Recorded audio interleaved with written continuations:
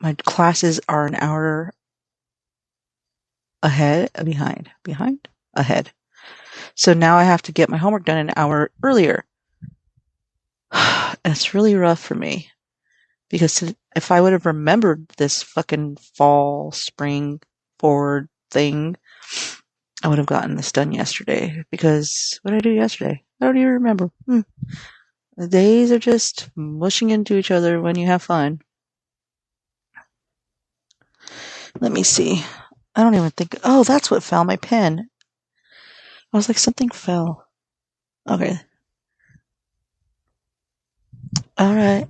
Okay. So today is this day. Oh, so I'm doing my homework. I'm going to cross it out now and say that I did it already because it's due in 19 minutes. I hate that. I hate it. I hate it. I just want, and like people that I know that are doing this whole living in another state that with the time change do not like it. And then now didn't they just pass a law that is going to happen now?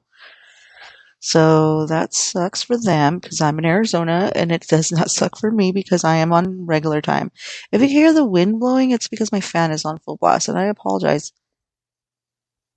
This is supposed to be noise canceling headphones somewhat. So let's hope I'm going to listen back after it. And then we'll see. Today,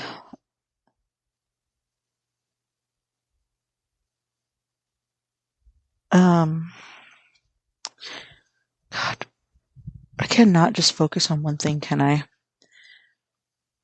No, you can't, Teresa. Because I'm like doing 12 things right now. And I apologize. But I have to say, I smell delicious. I took a shower and, I am wearing, okay, so I'm going to tell you now. Lumi, however you say it, is amazing. And then, I have the sandalwood citrus deodorant and it's amazing. And then I have the invisible deodorant unscented cream, for, the privates of areas. Cause, it is getting warm out. So, under the boobies and stuff. But I bought this hand cream from Bath and Body Works. So do I have too many scents on? No, I don't. I think they all complement each other. So I have a hand lotion that I put on my hands because I was really dry and they still fucking are. It's called Sweet Whiskey. It smells like me. And then for my lips, I have my coconut butter. I just have so many smells on me. What is going on? I am fresh and so clean, though. I think that's what it is. All right, my references. That's what I was trying to get done real quick because this is due in 16 minutes. I hope I did it right. I have a hard time following direction with this beautiful brain of mine. It's called ADD. And so when directions are put in front of us, those who have ADD, it's hard. We just miss things and it's bullshit. But I've been working really good on it. Working really hard on getting it together. And I think that I did answer the questions. She said to answer all 3 questions, and I did it. And I used my references, so I think I did a good job. But then I look at everybody else's, and they go way deep into detail. And I'm like, that's not what they're asking for, but overwork yourself, you guys. Because I know these teachers, because I've had these teachers before, and as long as you fucking give them what they want, they're happy with it. I feel like, I'm going to be completely honest here, guys. Well, maybe it's just me. I feel because I always felt school was way too easy for me and not challenging. And as a person who's going to a university, I still feel that way. So it might just be me because I still feel that way, that it's not challenging enough for me. But I've always been that way since I was a child, since I was a wee pale body. since I was a baby body. Baby baddie. All right, so this week I was learning about human trafficking class and about trauma um, informed approach when dealing with human trafficked survivor of human trafficking. Jeez, my words. I can do it if I put my back into it. I think I just pushed the wrong button. I did. Man, oh man. All right. I'm posting it, and then watch when I go in there and I see all these other people did these amazing things, and I feel weird, and then my teacher's like 10 out of 10. And I'm like, whew. Let's see, is there any other questions?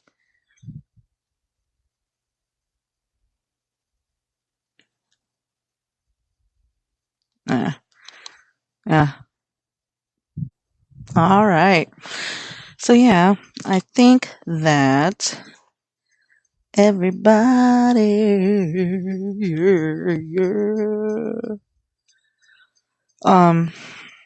okay, good. I did a good job, everybody. Whew. Man. All right. So I discussed whatever I discussed in the beginning, and now I'm going to discuss this. Do you know what a trauma-informed approach is? No? Okay. So there are a way to approach situations with somebody who is a survivor of human trafficking or someone who is had that similar huge trauma. So there's a way that you can deal with them. Like, so one of my favorite examples is when somebody is talking about a story, they're telling a story, and they change the story, but it's not that they're lying. It's because they're having a trauma response where they can't their memory changes the situation, or it's just it's not indicating a falsehood of their storytelling. It's just trauma response. And like, you have to think about that with people who have been hurt massively, that this is something that they might do, because, people do block out traumatic events.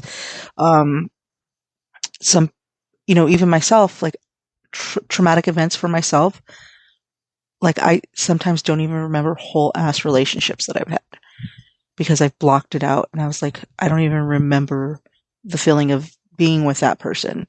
All I remember is that it was traumatic for me, So, there's a certain way that you can handle being, if you were an investigator, or if you were a social worker, or, you were an immigration attorney. Like, there's certain ways that you would be able to handle the situation if you use the guidelines. There's a guideline, there's a checklist for trauma-informed approach to interactions with survivors of human trafficking.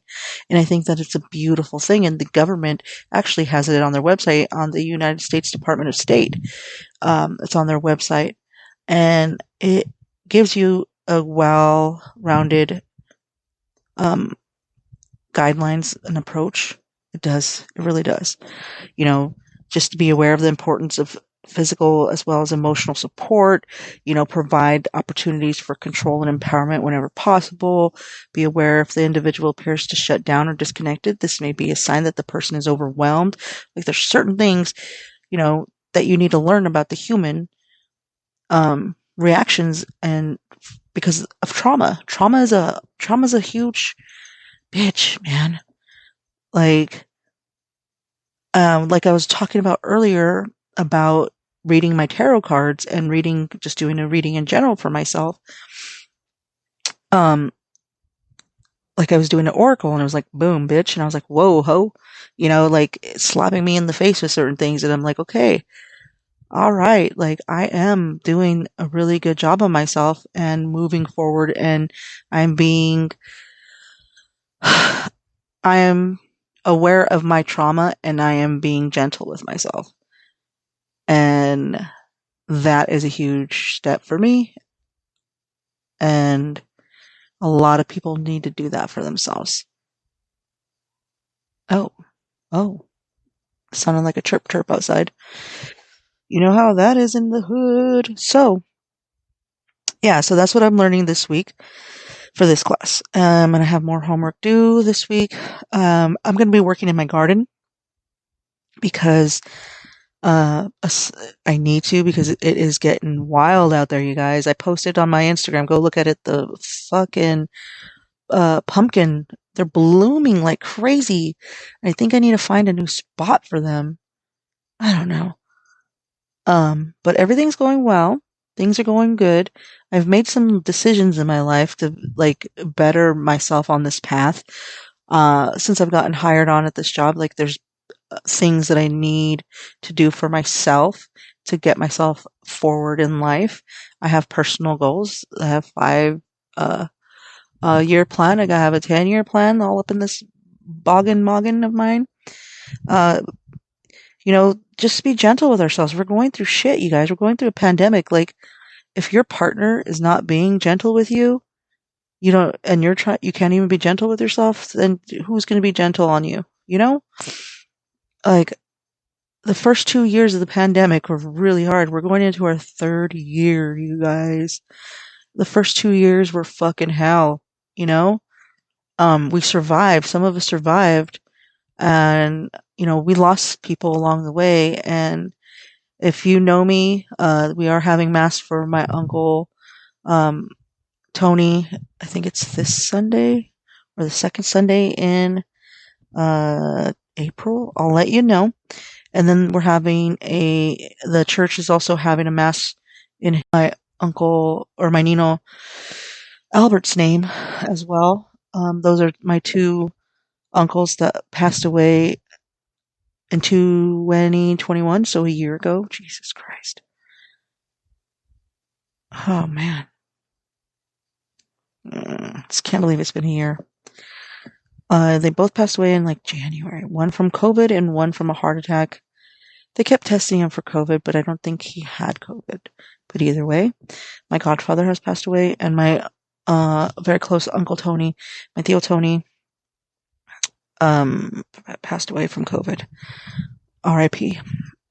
But the COVID is still happening. Please make sure to wash your hands, wear your masks, and get your fucking shots and get your booster.